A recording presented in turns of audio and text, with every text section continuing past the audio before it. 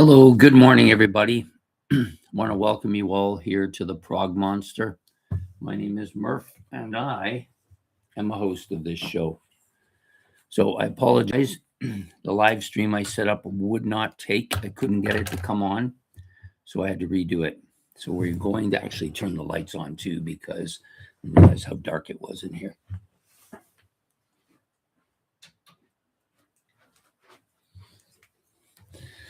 There, now we're getting somewhere. So I do apologize for the mess up. I'm not sure exactly what happened. I have a feeling I know what happened, but I haven't figured out how to correct such a problem like that in the future. So I will have to look at it a little more closely. Anyways, we're of course here to talk about hard rock albums released in the, well, no any particular year, but throughout history, I guess. I guess hard rock is, good morning, Stephen. Welcome. Sorry for the wait. As I said, had a problem with the setup and couldn't get access to it. So I had to delete it and make a new one. But anyways, we're here to talk about those hard rock albums that, or hard rock bands, I guess is the better term, that have come out throughout the history of rock music. So I'm thinking the first ones were in the late 60s, early 70s. We have lots of bands here to discuss. I picked, I think, about 15 or 16 hard rock bands, or bands that I think of as hard rock. Now, of course, I know that hard rock is one of those genres where they take on a lot of other genres into their music. And so sometimes maybe they might be a little more of the other genre than the hard rock genre, you know. So I'll start out with, just going to move this stack a little closer here. No, hard rock is the one I decided to go on about. Of course, as you know, many hard rock bands push it to the limit and are almost what we would call metal bands. Some go the prog route, some go the more psychedelic route, some almost push to the pop route, but they all have one thing in common. They all have a hard rock element to their music. I distinctly have an idea of what metal sounds like in my head and what hard rock sounds like. So these bands, for me, some of them push that metal element, but primarily I think of them as hard rock bands. We're going to start with this band, Van Halen. So to me, Van Halen is kind of a mixture of quite a few genres, but I think hard rock is primarily what I think of them as. Yeah, they have a little bit of that kind of jazzy feel at times. I wouldn't call them prog at all. There's no prog in their music. They definitely push on the especially on the very first album, they do push that metal element, but I still think of them as hard rock, even on that album. There are some stuff on there that I think of as metal sounds, but overall, I think they're basically a hard rock band, or at least early on they were. I don't know about the Sammy Hagar era since I don't listen to it and never have. I assume they're the same, though, hard rock band. A hard rock band later on, more, maybe a bit of a hard rock band with a pop feel to their music or a commercial sound to their music if you want. But yeah, really good stuff from one of my favorite bands back in the early 80s. They were a top 5 band for me for, probably 3 or 4 years there. And this is kind of the last album that David Lee Roth was on. And I actually never bought this album till recently. It's because I found that by this time they had jumped the commercial gun like so many other bands and were no longer what I would call a hard rock band. But there's still some hard stuff on this album. Maybe not as hard as it was in the past, but still some stuff here. So Van Halen's the first band we're going to talk about. Got to figure out where I want to put these so they don't fall over. Next one up is a Canadian band who I've long thought of as a hard rock band. Yeah, they got some proggy elements in their music. We're talking about Triumph. This is their debut album. In the beginning, it's a different cover than the original beginning album, but still the same album with the same stuff on it. So I always thought of them as a hard rock band with some prog elements in their music, some bluesy overtones in their music, some classical overtones in their music. Became a bit more commercially oriented, commercial with some poppy stuff and some kind of heavy metal poppy stuff, but maybe some glam metal feel to it at times in the later albums, not so much on these ones. But the early albums, to me, those are the ones up to probably Allied Forces. Yeah. Rock and Roll Machine, Just a Game, Allied Forces, Progressions of Power. Those are all pretty hard rockin' albums. After that, even Never Surrender definitely qualifies there too. Then it starts to become very commercial after that, and not as commercial as some bands, but definitely has that element. The thing that I think drives this as a hard rock band is the guitar, of course, and just basically the way they look when they're on stage in their live. They don't have that metal appeal. They don't look like a metal band. They look like a hard rock band. The vocals aren't that metal kind of sounding vocals. They're clear, smooth sounding vocals, even from Gil Moore, who's more of a bluesy kind of guy, but still Triumph. That's one of the bands. Okay, the next one up is going to be this band, Thin Lizzy. Maybe this album, maybe not as hard rockin'. This is more of a rock and roll album, if you want. I kind of think of, when I think of Thin Lizzy, hard rock comes to mind, but also rock and roll, that 50-ish elements in their music, blues overtones, of course. Even later, in the later part of their career, they became a little bit more metal-like. But overall, I think of them as a hard rock band. I do like this particular album quite a bit. The cover is pretty psychedelic in some ways, so they got a little bit of that going on as well.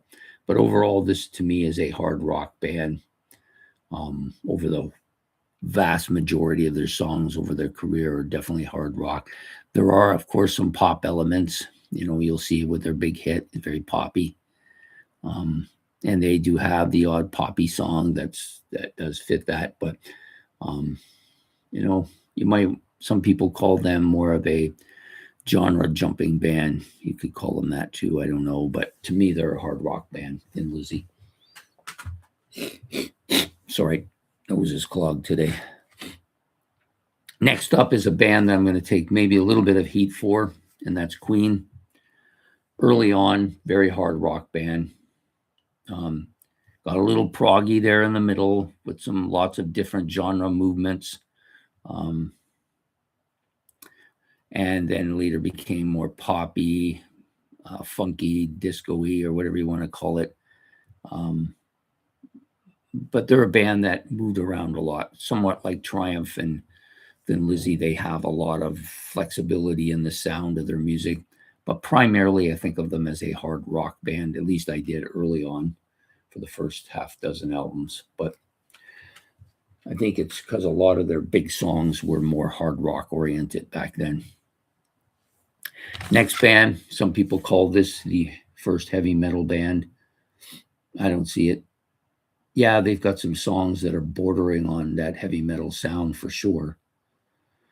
But to me, this is a classic hard rock, heavy blues band, Led Zeppelin. Yeah, they got other elements in their music for sure. A little bit of rockabilly in there at times, a little bit of prog for sure. And definitely a classical influence to their music as well. But the stuff that kind of drives them, I think, is the hard rock stuff or the heavy blues stuff, if you prefer. But definitely a band that actually pushed a lot of bands in a lot of different genres. So Led Zeppelin. This to me is probably the quintessential hard rock band because the era that drove them was pretty much all hard rock, but they're not without their other elements as well. We're talking about Kiss. I chose this album for them just because I think it's one of their this one fully illustrates what a hard rock band sounds like. Lots of hard, heavy, guitar-driven songs with the occasional kind of heavy ballad, like "Hard Luck Woman." There you go, right there. And the album cover as well, very different. The other things that Kiss is, of course, known for is they're a bit of a rock and roll band too, with that little bit of that 50s sound. You see that on Gene's solo album. You see that on Love Gun, even on a little bit on Dress to Kill.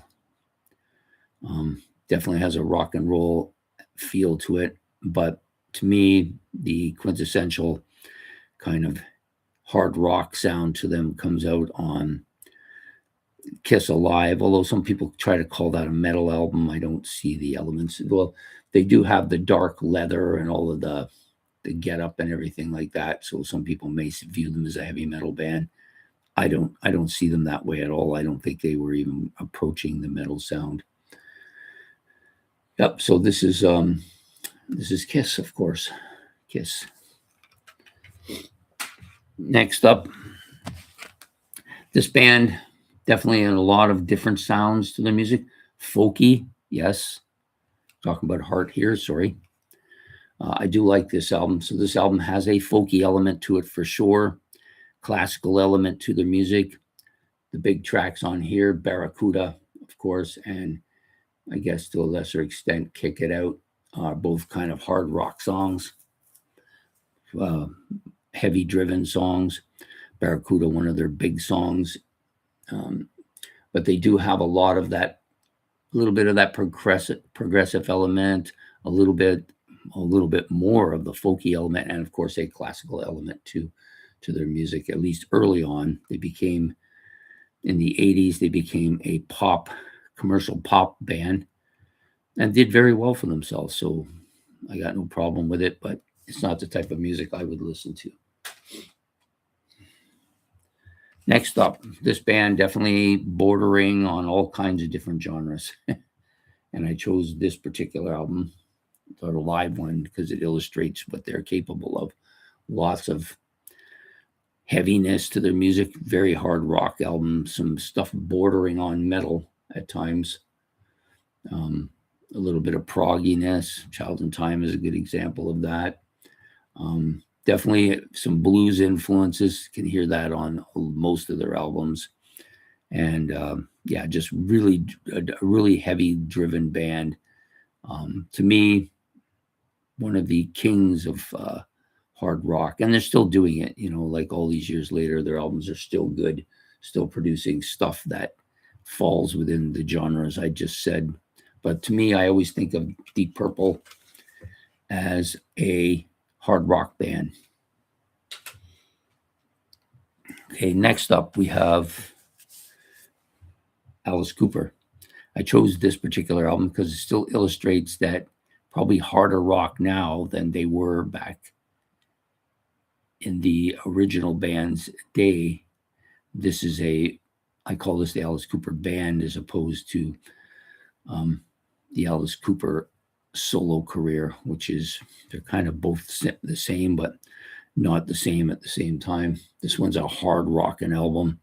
Lots of the heaviness that you've come to expect from hard rock, but at no point do I hear a metal sound here. Yes, it's dark in some places and stuff like that, but that doesn't necessarily translate into metal sounds. There's a certain image in my mind, and I don't think this guy really captures that. He's a hard rock giant, really. One of the best, I think. And some of the songs here definitely border on that heavy bluesy elements, some rock and roll flavor to it, that 50s flavor to it. The back 3 or 4 songs have a lot of different sounds to it.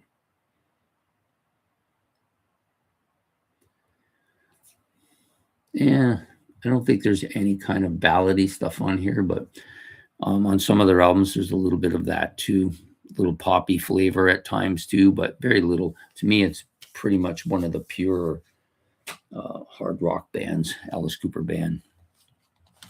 Next up, a band that there seems to be a commonality about hard rock bands. They all tend to be somewhat flexible in their genres. They like to try different stuff, and this band's no exception to that. Blue Oyster Cult. They have albums that are very heavy hard rock. A couple of them border that metal sound, but I wouldn't call them metal. Although they've been called a heavy metal band, I don't think of them that way. To me, they're a hard rock band. Maybe back in the 70s and 80s when this stuff was coming out, people seen that as heavy metal, but I don't see it that way now. To me, it's a hard rock band. They do have some classical elements to the music, definitely have some kind of spacey or progressive elements to their music as well. And they have a bluesy elements and some poppy elements. So they have all of those different elements that are normally associated with hard rock are associated with this band. But to me, at heart, I think of them as a hard rock band, Blue Oyster Cult.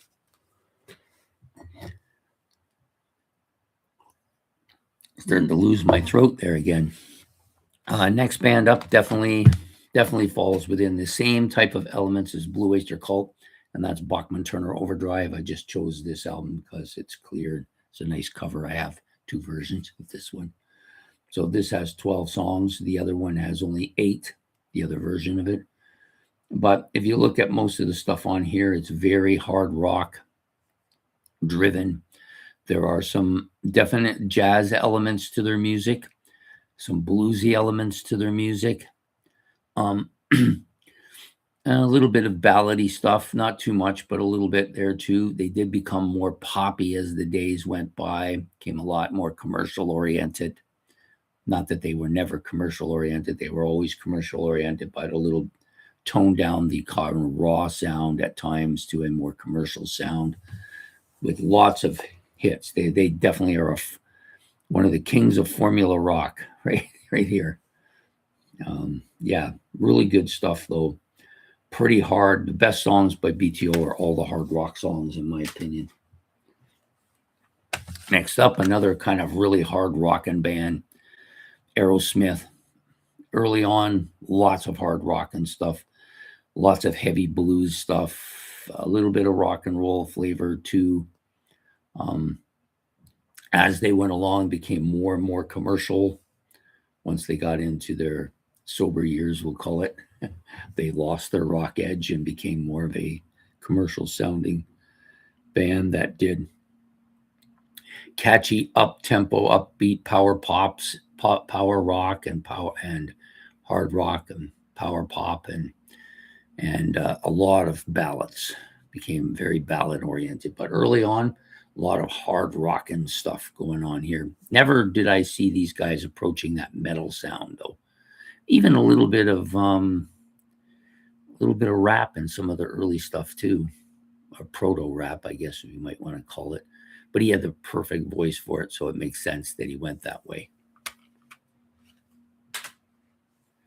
Okay, here's a band, to me, a rock and roll band, at times becoming a hard rock band, but never, people call this a metal band, and I don't know what they're talking about. There's no metal sound here, other than the album cover's dark and the music's really heavy.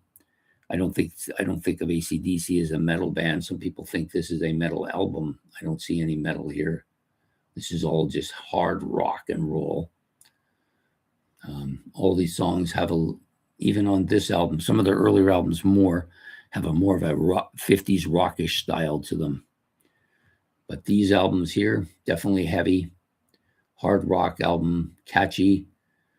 Is it commercial? Well, it did well commercially, yes. I don't know that it's, there's a couple of tracks obviously have a commercial sound to them. But overall, I don't think of them as a commercial rock band. They just formula-driven rock and roll, and like BTO, they knew how to produce that formula sound, and they're riff masters, these guys, AC/DC. Okay, Here's a band that may be a little bit more on the prog element side. We're talking about Styx, probably more so now than they were then. Styx is a band that's evolved in all kinds of different genres, but to me, at heart, they're still a heavy hard rock band. Even on this album, still a heavy hard rock band. Early on, more of a prog band. You know, those Wooden Nickel albums had a lot of prog on them. There was some quirky stuff on them too that kind of went into the Caribbean sound. You had all kinds of different stuff they were exploring in those Wooden Nickel albums. Once they got into A&M Records, I think that's who it was. I don't know who it is now, but back then. So they started moving more into that proggy element, but also taking on a hard rock element on most of their albums, with some ballads, of course, mixed in, some classical bits mixed in. I wouldn't call them, there's not too much of a blues element on their music, but it is present for sure. And then they went kind of poppy, more commercial sounding, very poppy, very ballad driven. And that proceeded throughout the 80s and 90s until they got into the era minus the Dennis DeYoung era, where they became a little bit back to their roots, becoming more of a hard rock band, which is, I think, their best suited thing. But this band doesn't fit into a genre very neatly. You could put them in all kinds of different genres, but to me, they're still a hard rock band at heart. Next up, The Sweet. Now, a lot of people will say, no, this is definitely a pop band. No, they're not. Yes, their big hits, almost all their big hits are pop hits, commercial sounding pop hits, and they wrote them for just about every album they did. But if you listen to a lot of their albums, maybe this one isn't a great example of that, but it does have a kind of rock and roll flavor to it. It does have kind of a heavy hard rock sound to it at times as well. Love Is Like Oxygen. This is strong band with lots of hard rock in there. And if you listen to their Desolation Boulevard album, pretty much just a very heavy hard rock album with a couple of tracks that are kind of radio friendly. So they're a radio friendly hard rock band. So they had to produce something in order to stay alive. They never really made it big over here until recent years. And the last one on my list for today is going to be Uriah Heep. This is a good example of what I mean. Uriah Heep, to me, is a mixture of hard rock and prog rock, more hard rock than prog rock. This band, quite similar in many regards to Deep Purple. I think the sounds are fairly similar. At times, I think they're actually harder than Deep Purple. This is an example of a band going forward that's still producing really hard sounding stuff. This is one of the best albums put out this decade. I'm almost sure of it. About a half dozen tracks or a dozen tracks on it. I mean, really strong album. Throughout their career, they've had albums that were very much on the prog level of stuff, and have come back to more of a hard rock, but they do have a heavy bluesy element to their music too, which is also a common trend of hard rock bands. So those are the Uriah Heep. Sorry, I don't know if I mentioned their name. So those are the bands that I kind of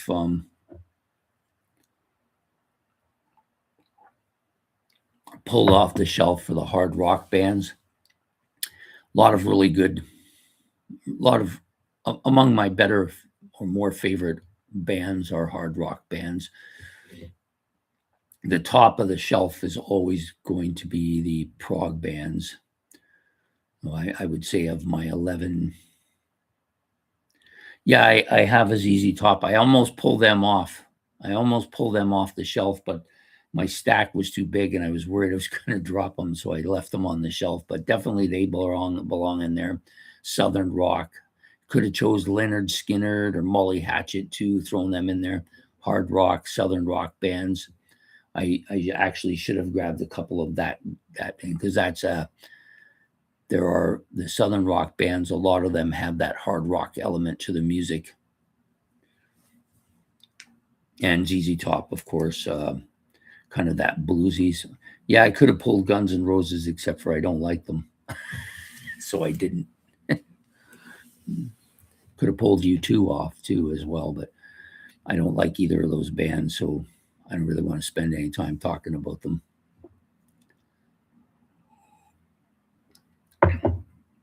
There are a lot of the modern day rock bands definitely fall into this category as well. The ones who just kind of came out in the past 20 years or so.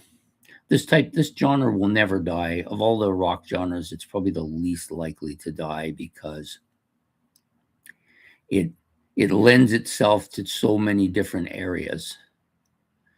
Usually prog bands, if you listen to prog bands, they either are a folky prog, or classical prog, or a neo prog, or a symphonic prog, but they usually, or space prog, whatever you want to call it. White Stripes, yes, another good one. But a lot of them, for some reason, the hard rock element always lends itself to attach itself to other genres more easily than I think than the other genres do to it. But and almost all of the hard rock bands, there's very few very pure hard rock bands that only play hard rock. There's very few of those. They all have different elements that they incorporate into their music. My favorite one is probably, well, I started out as a hard rock guy with first BTO and then Kiss, and then moved on to bands like Styx and Van Halen and Triumph and Rush, of course, which also was a hard rock band, bordering metal sound with lots of prog in their music. I think of Rush, though, as a prog band first and then a hard rock band next. But you could call them either one, and you wouldn't be wrong on either cases. I could have pulled them off the shelf too, but I tend to think of them as a prog band or a prog metal band, if you want. But yeah, just every one of these hard rock bands tends to go into one genre or another to experiment. Sometimes they only add bits and pieces of the genre to their music. Other times they just go full on into it. Opeth being a good example of that. But Opeth to me is a thrash metal band that has become a prog band, which is kind of a weird jump. I guess what happens to bands is after they've been playing a certain style of music for 3 or 4 years, they get kind of bored, so they want to experiment and do other stuff. The ones who don't experiment and don't do other stuff usually just end up playing the same stuff over and over again, and that's got to be boring as hell. As much as I like Iron Maiden, and I do, they're one of my favorite bands, they play the same live set list. It's just laziness. It really is what it is. Just play the same songs over and over again. I prefer it when a band goes out there and maybe they have half a dozen songs that they'll play with every set, but they rotate everything around so that if you're one of these people, and there's lots of them who go to every single concert, if the band comes to their town and does 3 nights, they're going to every single one. So, you don't want to see the same show every single night, right? That's why I like Rush, because every time I've seen them, it's been an entirely different set list. Yeah, there's been 4 or 5 songs in there that have always been in every set, but for the most part, it's a different set of music every time you go see them. The worst bands for me, the ones that you could have thrown the Scorpions in here too. They tend to be a little bit more on that metal element to me than these other bands.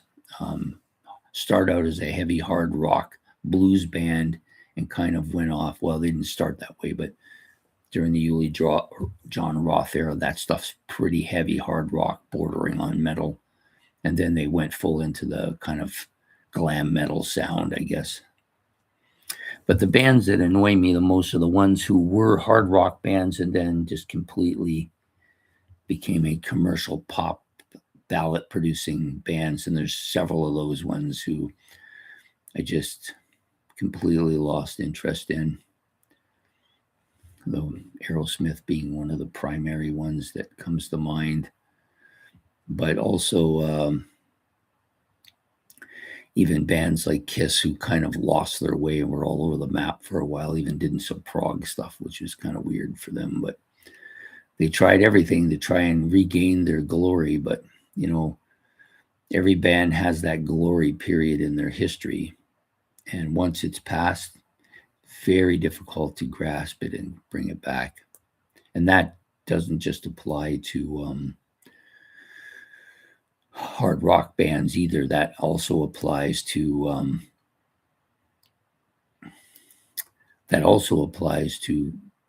just about all genres of music, even the pop divas, we'll call them. Eventually, the Taylor Swifts of the world will fade as well. Maybe she's going to hang on and be the difference, the one who's different from all the others, but they eventually all just kind of, fade, and somebody new comes along, and that's usually what wipes them out. Somebody new, fresh, and a little bit different or a little bit unusual draws all the attention, and they still get the scraps, but not as much. So those are my hard rock bands. Those are the ones I picked for today. I guess I should just reiterate them all. Van Halen, Canadian band Triumph, Irish band Thin Lizzy, English band Queen, another English band Led Zeppelin. You're going to find that's common with me. My favorite country for music, of course, is England. American, Kiss, another American band, Heart. English band, Deep Purple. Alice Cooper, another American band. This particular album, really good. Uriah Heep, I think, is British, right? I'm pretty sure they are. They may not be now because so many people have come and gone from the band.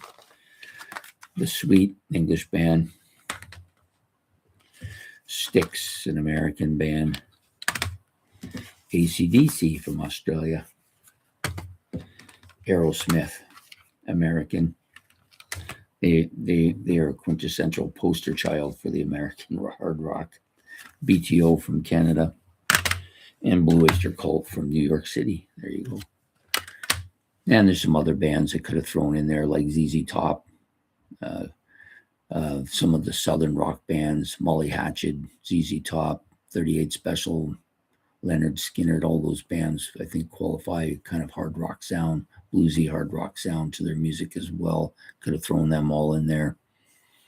Kansas definitely has a hard rock sound to their music, although most people think of them as a prog band. I don't think of them at all, really. They're one of the bands I just rarely listen to, if ever. I don't dislike them, though. I do see the merits in their music. It's just not just something about them that just doesn't resonate with me. I think it's the classic old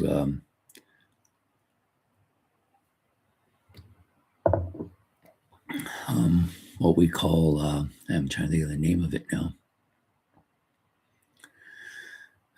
It's just completely gone out of my head, the term I wanted to use. But anyways, yeah, every band has its day at some point. There's no doubt about it. Or not every band gets to have its day, but the ones who do get to have their day, often they fade a bit. Some of them stay around and still produce music, but maybe it's not to the same level of success that they had early on or at a certain period of time. A Kiss is a good as good example of that as any band. So they were huge from end of 1975 through to probably the end of 1978. So about a 3-year window there. And then they started having issues. And so they tried to recapture themselves by going off into a different sound. And it had some success early on, but then just completely tanked for them. They came back actually with one of their hardest rock albums in the probably early to mid 80s. And I thought, well, if they go back to this sound, they will recapture a lot of people. But they only did the one album, and then they kind of went commercial again, took the makeup away, became commercial sounding, even went into the grunge experiment for a while too. And then I think whatever people they had originally as part of the Kiss Army, a lot of them kind of disappeared after that. And then you had a whole different crowd of people listening to them. And that, a lot of those bands had that happen to them in the 80s. They had a totally different crowd of people that liked their music. And in some cases were completely unaware of what they did in the 70s, as strange as that might seem.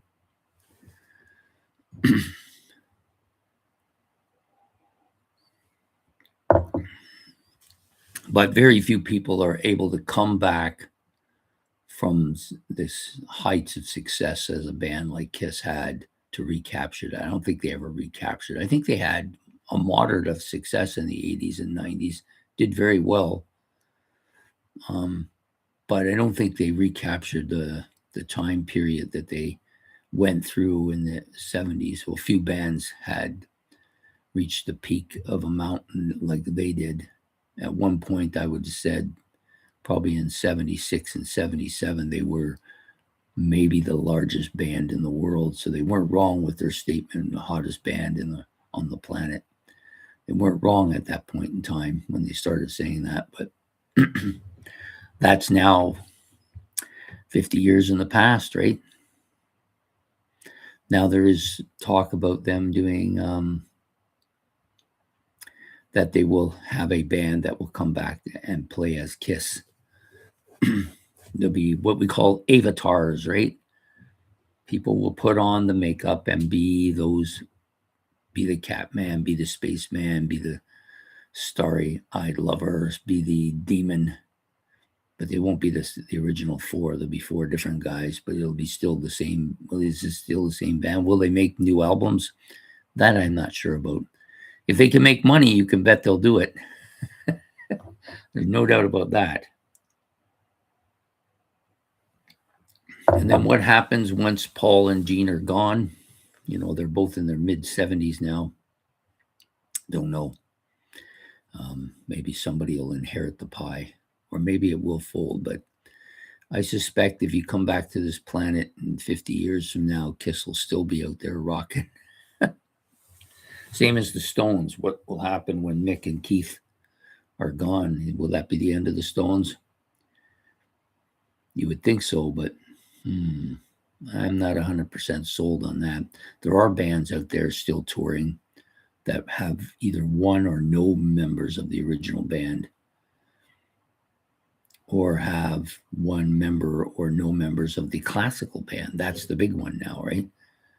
So you look at a band like Yes, who has Steve Howe as pretty much the main guy, and he's not an original either. He is only one of the classical members. So I think all the original members, only Bill Bruford and John Anderson are still, and Tony Kaye, those three are still alive.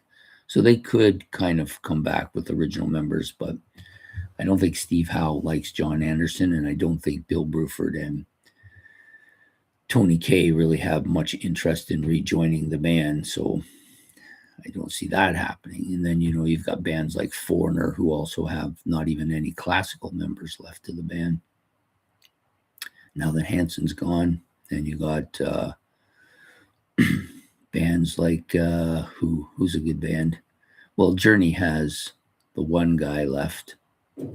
He's still hanging in there, but and same with Uriah Heep. They only have the one guy, Mick Box. He's the only one left with them from the original band, or even the classical band sound. It's pretty much a different band over the past 20 years, but still making that obvious Uriah Heep sound.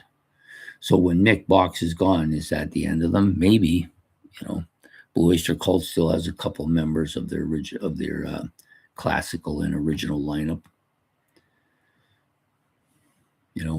Almost all these bands have somebody left in them from the original or from the classical era band. When I say classical era, I mean some of these bands started out, they didn't do particularly well in their first couple albums. Members changed and gone, but then they exploded.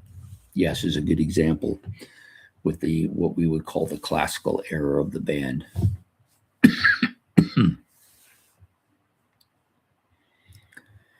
Yeah, so those are my choices, and that's my take on this genre. It's a genre I like quite a bit. I apologize for the setup at the beginning. I screwed something up in it. I'll have to go back and figure out what it was so I don't do it again. And I hope to see you all next week. We'll do another topic then. I'm not really quite sure. Yeah, Deep Purple did that several times. You're right on there. Their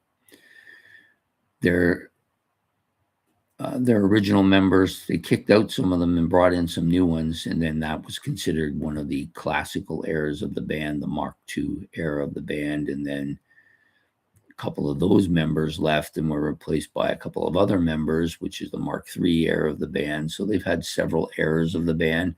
Their current lineup is pretty strong.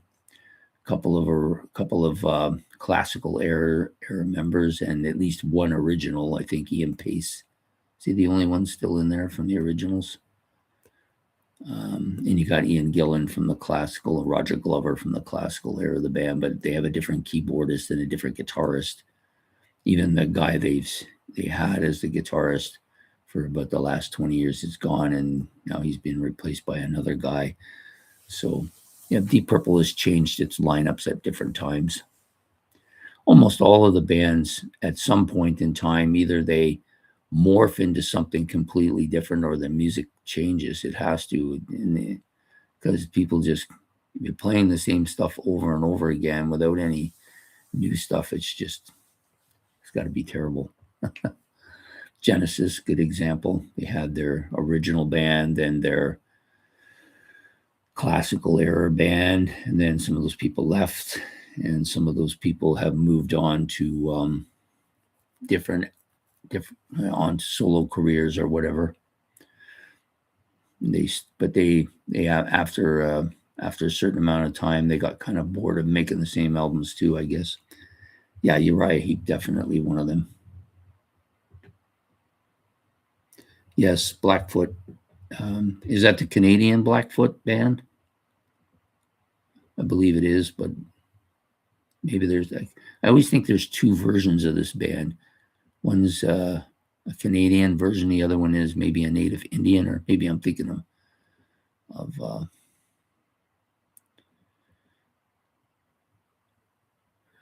I think I might be thinking of a different American band that's it's on the tip of my brain, but it's not coming out. Yeah, Blackfoot, if it's...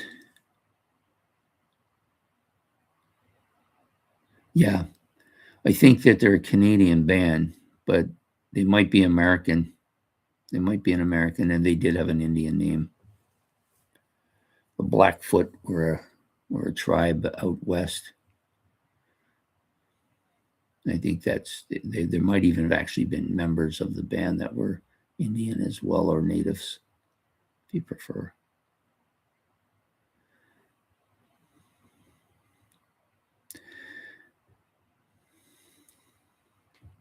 Thanks for joining us, Logic. I appreciate it. Uriah Heep, great band.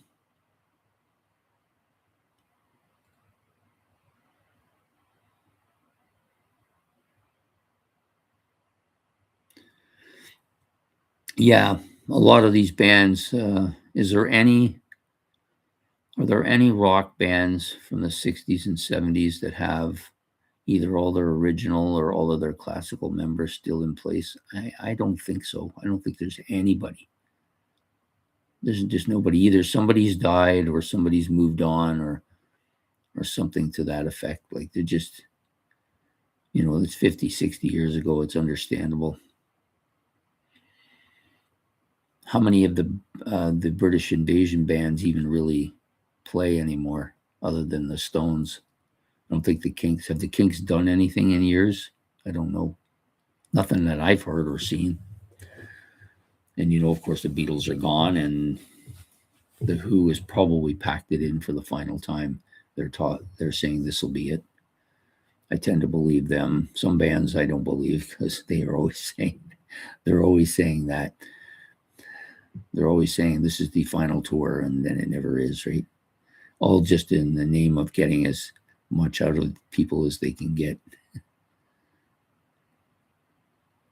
Well, not at the moment, but that could change with the robot revolution that's about to be thrown upon us. We all could be robots. You could see a robot here in a few years with a beard on it. My wife used to say you're a robot with a beard without the robot part. Yeah. Well, the thing that for me over the last couple of years it's been important is there's still a lot of new music coming out. And so I've tried to embrace some of the stuff that I like because a lot of these 60s and 70s bands, they're done. Most of them are pretty close to being done.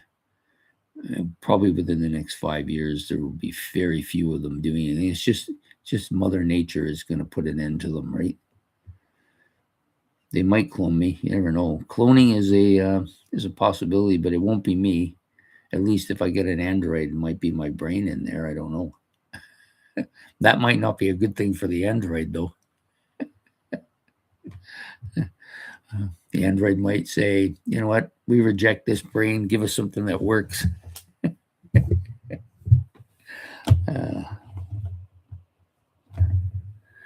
Yeah, one of my... You're only 55, man. You're good for another 30 years, at least, in modern era. You got a long way to go yet. Lots of music to explore. It's funny, a lot of the really good stuff now is coming out of Scandinavia. I think that Italy, Scandinavia, Mediterranean area, Germany, of course. Britain's still producing its stuff, but I don't think it's as dominant as it once was.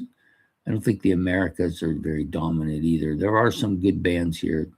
And in Canada, Canada's had a good resurgence over the last decade. There's been some really strong stuff come out.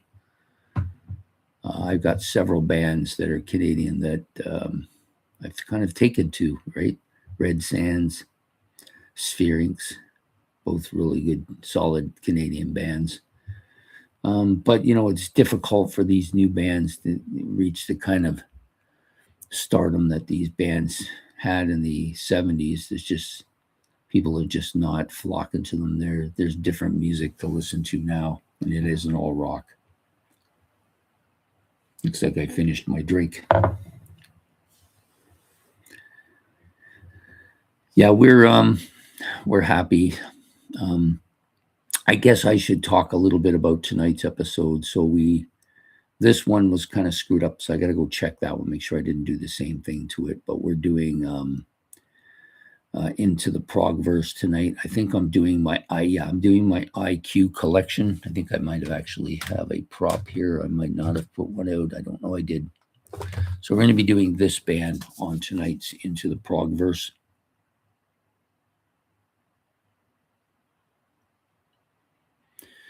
IQ Dark Matter, arguably their best album. I don't know. They're a band that's a little different than a lot of bands. So they started out, they did okay, and then they've gradually gotten stronger. Their last half dozen albums have been absolutely fantastic.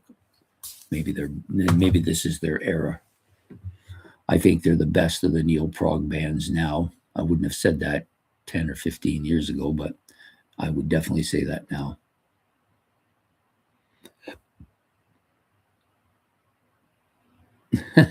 It's true. Yeah. Somebody's going to be on this channel in 20 years, right? It won't be me, though, probably.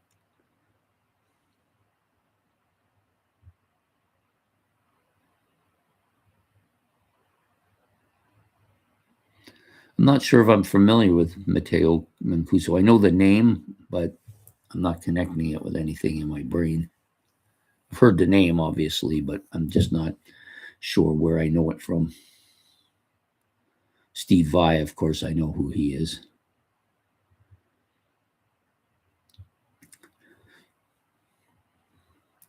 I like did Steve Vai play with Whitesnake as well? I'm thinking that thought has come into my head, but I think it was later, right? It was after the big era in the 80s. I think he filled in for somebody. I can't remember who it was. Pretty sure he did, anyways. Could be wrong. Yeah, some of the best rock guitarists for hard rock came out in that early 80s, late 70s period. Is almost an explosion of that guitar sound, right? That Eddie Van Halen kind of has been the poster child for him, and Randy Rhoads poster child for that sound. And that sound is kind of taken off in all kinds of different directions by a lot of different people. It wasn't, and funny is I liked that sound initially when it first came out, but then everybody was playing it. You know what it's like when you get too much of a good thing, it's not necessarily a good thing, right?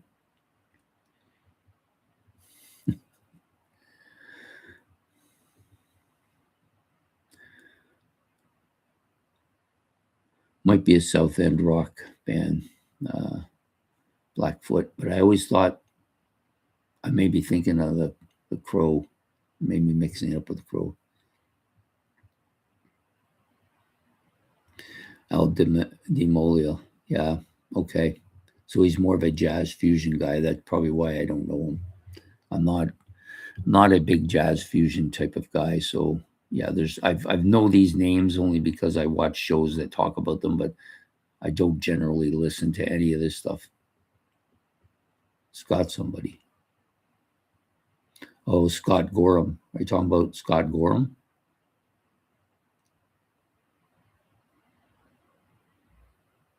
The guy from Thin Lizzy did play with Whitesnake, but it wasn't Scott Gorham. It was John Sykes. He passed away. I think it was last year he passed away. John Sykes played for Thin Lizzy, Tigers of Pang Tan, Whitesnake, Blue Murder, all those bands. Good, really good guitar player.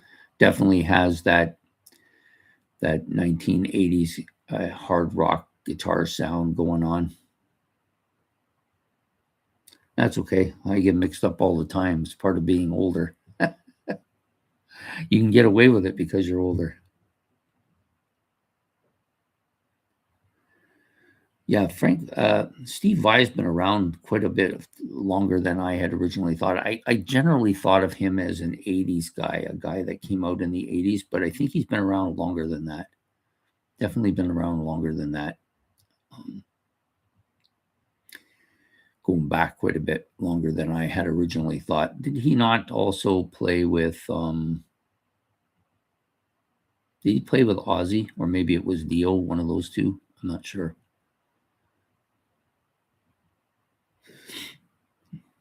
Yeah, you get away with the old stuff. Yeah, Adrian Belew, yeah, King Crimson fame. I think he also played with that new wave band. It's just is it Talking Heads? Was it the Talking Heads as well? I think he played with the Talking Heads, right? Adrian Belew. Pretty sure he did. He's a guy I got kind of a mixed feeling about. I don't mind his stuff with King Crimson or even with the Talking Heads, but I'm not as big as I'm not sold on his on his solo stuff. It's a little bit, I don't know, doesn't appeal to me. It's outside of my wheelhouse, I guess. Oh, Bickwee. Yeah, okay, that was the other band. Bowie, sorry. Sorry, did I say Bickwee? I meant to say Bowie. I just reading it, that's what the hell the problem was. Yeah, Bowie. I remember him with Bowie as well. Yeah, one of the there's but all these people are. This is the sad part is that they're all getting to that age where there's going to be less and less of them every year, and so that's why I think it's important. That's why I do 2 new rock album reviews, one for prog and one for the rest of the rock, because these are all bands that, well, not all of them, but a lot of them are fairly new. And if I'm going to continue to listen to rock music, I'm going to have to switch some allegiances here. Because most of the guys I like are either not making stuff anymore or are passed away or are on the way to being out of there. Now, the Rolling Stones do have a new album coming this year, so I've been told. They went 20 years without one. Now they're like Jethro Tull. They 20 years without an album. Now they got 3 in a matter of years, matter of half a dozen years, right? But what's happening now is that people have gotten more into the physical copies of albums than there was a period of time where it was pretty much all online. And so people weren't really buying vinyl, and vinyl kind of came back first, but now the other stuff is starting to come back as well. So the physical copies of music are coming back. So that's why you're seeing a lot of these artists are coming back out and producing stuff after these lengthy, long-term. Like Rush is going to put out an album. They haven't had one in 14 years. I'm pretty sure that they will have one next year for sure. Geddy Lee and Alex seem to be on fire to do this. It's been probably 10 years since they've really done anything. Although Alex has done a couple of albums with the band that he was with. The second one was really quite good, actually. I'd be okay if they did something like that. I'm just wondering how it's going to work out with the lyrics part. If Rush does another album, you can maybe replace Pert's drumming, which I think she will do a fine job at. I don't know about the percussion aspect of it, whether she's a percussionist or not. I'm not sure whether she could play the percussion stuff that he played. I don't know. But I think replacing his lyrics might be the more difficult thing. So apparently Geddy's going to be writing the lyrics. And I think Geddy Lee's capable of writing lyrics. And he's probably evolved over the last 40 years of working with Neil. He's probably got a good feel for the lyrics as well. But we won't know until he actually does something. So interested to see what they do. Whatever it is, I think it'll be interesting, if nothing else. Joe Santorini, yes. Now, if I'm wrong, did not Joe Santorini play with Triumph briefly as well? Or am I mixing him up with somebody else? It might be.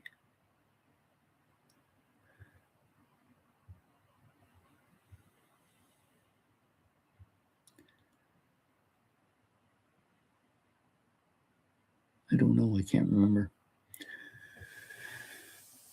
Anyways, I've got stuff to do today. I've got videos to make, a couple of them anyways, for tomorrow because I have to go somewhere tomorrow night. So I'd like to get them done today so I don't have to rush to try to do them tomorrow.